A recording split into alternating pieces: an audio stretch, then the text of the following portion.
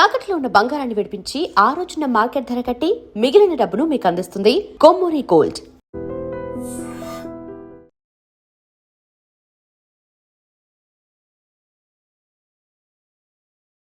నమస్తే. ఈ కిలాడి లేడీని గుర్తుపట్టారా?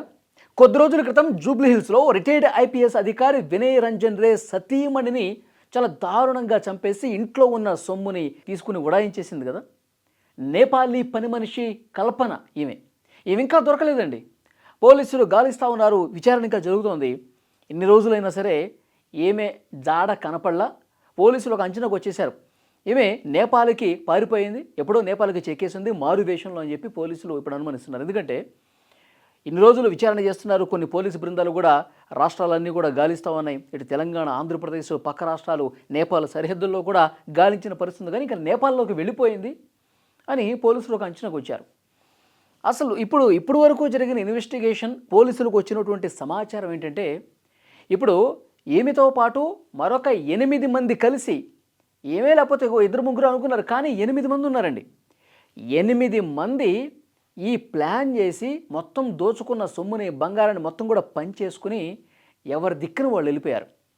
అయితే అలా ముంబైకి వెళ్ళినటువంటి ఈ ముఠాలో ఉన్న సునీల్ అనేటువంటి వ్యక్తి ముంబైకి చేరుకున్నాడు. అతన్ని పోలీసులు అదుపులోకి తీసుకొని హైదరాబాద్కి తీసుకొచ్చి విచారిస్తుంటే కొన్ని విషయాలు బయటకు వచ్చాయి. యాక్చువల్గా ఈ నేపాలీ పని మనిషి కల్పన ఆ ఇంట్లోకి ఎట్లా వచ్చింది, అసలు ఎవరు చెప్తే ఇదంతా చేసిందో పోలీసులు కొంత ఇన్ఫర్మేషన్ ఇచ్చే ప్రయత్నం కూడా చేశారు. ఏం జరిగింది? కొద్ది రోజుల క్రితం యాక్చువల్గా ఆ ఐపీఎస్ అధికారి ఇంట్లో నేపాలీ పని మనిషి ఇంకో ఆవిడ ఉండేది. ఆమె తమ బంధువుల దగ్గరికి వెళ్ళాలి, కొన్ని రోజులు నేను రాను, సో నాకు తెలిసినటువంటి నేపాలీ పని మనిషి, ఇంకా మా పని మనిషే ఉంది, మాకు తెలిసినటువంటి ఆవిడే ఉంది, ఆమె నమ్మకంగా పనిచేస్తుంది అని చెప్పి ఆమెను ఇక్కడ పనిలో పెట్టించి, అంటే ఈ కల్పనని ఇక్కడ పనిలో పెట్టించి అంతకుముందు ఉన్నటువంటి పని మనిషి ఆమె వెళ్ళిపోయింది బంధువుల ఇంటికి. వెళ్ళిపోతే ఇక ఈ కల్పనకి పూణేలో వికాస్ అనే ఒక బాయ్ ఫ్రెండ్ ఉన్నాడు. సో అతను ప్లాన్ అమలు చేశాడనమాట. మనం హ్యాపీగా ఉండాలంటే, మనం సంతోషంగా ఉండాలంటే నువ్వు దోచుకొని వచ్చేసేయాలి. కొంచెం బాగా సంపన్న కుటుంబం అని చెప్తున్నారు కదా, డబ్బులున్న కుటుంబం అని చెప్తున్నావు కదా, ఇంట్లో ఉన్న బంగారం, ఇంట్లో ఉన్న డబ్బులు ఎంత ఎక్కువ ఉంటే, నీకు ఎంత దొరికితే అంత తీసుకొచ్చేయి అని చెప్పాడు. కానీ ఈమె ఒక్కతే ఉంది, నేను ఒక్కదాన్ని ఎట్లా చేయగలను అని ఉంటుంది. అందుకే 8 మందిని పంపించాడండి. బెంగళూరు నుంచి, నేపాల్ నుంచి, పూణే నుంచి, ఇట్లా ముంబై నుంచి, ఇట్లా వివిధ ప్రదేశాల నుంచి 8 మంది యువకుల్ని హైదరాబాద్కు పంపించాడు. వీళ్ళు ఒకళ్ళ ముఖం ఒకళ్ళకి తెలియదు, ఒకళ్ళంటే ఒకళ్ళు ఎప్పటికీ పరిచయం లేదు.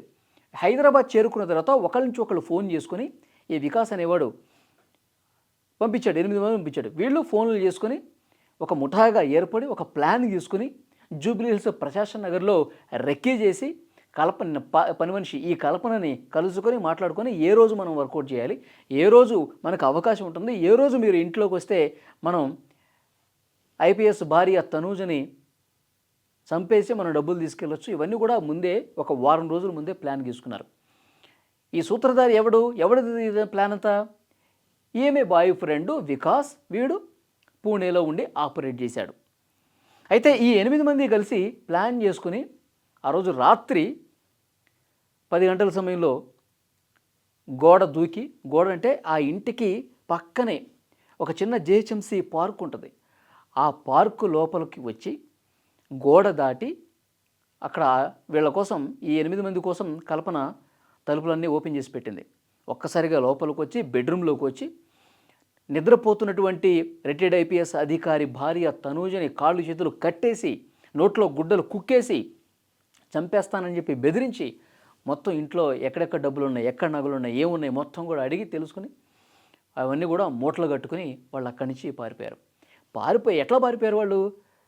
జూబ్లీహిల్స్ నుంచి నాంపల్లి వరకు వాళ్ళు ఆటోలో 8 మంది వెళ్ళిపోయి అక్కడి నుంచి వాళ్ళు ట్రైన్ ఎక్కారు, తెలంగాణ ఎక్స్ప్రెస్ ట్రైన్ ఎక్కి వాళ్ళు ఎక్కడ దిగారు? కాజీపేటలో దిగారు. కాజీపేటలో దిగి కొంత దూరం, అంటే ఎవరూ లేని ప్రదేశానికి వెళ్ళి ఈ 8 మంది కూడా దోచుకున్న సొమ్ముని, బంగారాన్ని మొత్తం పంచుకున్నారు. 8 పంచుకున్నారు. పంచుకొని మళ్ళీ కాజీపేటకు వచ్చారు. కాజీపేటకు వచ్చి అంటే కాజీపేటకు వచ్చే ముందే నగలు పంచుకున్న తర్వాత వాళ్ళ దగ్గర ఫోన్లు ఉన్నాయి కదా, వాళ్ళ ఫోన్లన్నీ కూడా పగలగొట్టుకుని దూరంగా విసిరేశారు. అంటే ఎక్కడ సిగ్నల్ ఆధారంగా ఫోన్ మన దగ్గర ఉంటే సిగ్నల్ ద్వారా ట్రేస్ చేసి పోలీసులు మనం కనిపెట్టేస్తారు కాబట్టి మన దగ్గర ఫోన్లు ఉండొద్దు. ఇక నుంచి మనం ఎవరిలో పరిచయం లేనట్టే ఉండాలి, మనకి ఎలాంటి సమాచారం ఉండదని చెప్పి ఫోన్లన్నీ పగలగొట్టుకుని పడేశారు. ఉన్న సొమ్ముని బంగారాన్నంతా పనిచేసుకొని మళ్ళీ కాజీపేట రైల్వే స్టేషన్కి వచ్చి 4 ట్రైన్లు మారారండి. ట్రైన్ ఎక్కటం, తర్వాత స్టాపులో దిగటం, ఇంకో ట్రైన్ ఎక్కటం, అట్లా 4 ట్రైన్స్ మారి వాళ్ళు ఎక్కడి నుంచి వచ్చారో అక్కడికి వెళ్ళిపోయారు. ఒకడు పూణేకి వెళ్ళిపోయాడు, ఒకడు ముంబైకి వెళ్ళిపోయాడు, ఒకడు బెంగళూరుకి వెళ్ళిపోయాడు, ఈమె నేపాల్కు వెళ్ళిపోయింది. ఈ ప్లాన్ అమలు చేసిన పూణేలో ఉన్నాడు కదా వికాసు, వాడు కూడా డబ్బులు బంగారంతో పనిచేసుకున్న తర్వాత వాడు కూడా నేపాల్కి వెళ్ళిపోయాడు.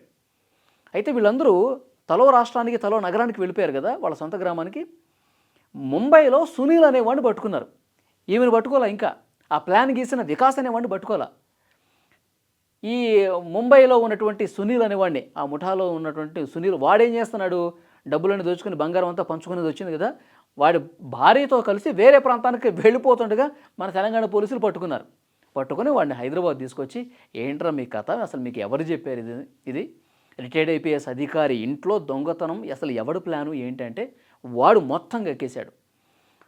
ఈ కల్పన బాయ్ ఫ్రెండ్ వికాసు, వాడు పూణేలో ఉంటాడు, వాడు మాకు ఫోన్లు చేసి ఈ విధంగా చెప్పాడు, ఇక్కడికి వచ్చాము, ఇదంతా అమలు చేశాము, అది వికాస్ అనేవాడు చెప్పాడు, ఈ కల్పన అమలుపరిచింది, వీళ్ళకి సపోర్ట్గా ఉన్నాం, మాకే పాపం తెలియదని చెప్పి పోలీసుల ముందు నాటకాలు ఆడటం స్టార్ట్ చేశాడు.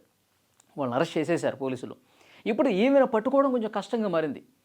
ఎందుకంటే అసలు పాత్రధారి బాయ్ ఫ్రెండ్ చెప్పాడు కదా అని చెప్పి అప్పటి వరకు నమ్మకంగా నటించినటువంటి ఈ నేపాలీ పని మనిషి కల్పన ఎంత దుర్మార్గంగా ప్రవర్తించింది చూడండి.